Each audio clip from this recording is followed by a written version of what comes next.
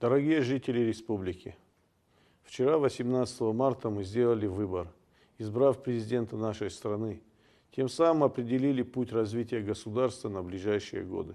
Хочу поблагодарить всех наших граждан за активную неравнодушную позицию, за то, что пришли на избирательный участок и отдали голос за достойного кандидата. Руководство страны во главе с Владимиром Владимировичем слышит о проблемах и оказывает всемирную поддержку нашей республики. Хочу поблагодарить избирательные комиссии и волонтеров, всех, кто принимал участие в подготовке и организации выборов. Отдельно хочу поблагодарить правоохранительные органы, которые обеспечили спокойное и безопасное проведение выборов, а также многочисленных мероприятий, сопровождающих избирательную кампанию. Пусть крепнет и процветает многонациональная Россия. Пусть будут счастливы и благополучны все граждане нашей Северной Осетии.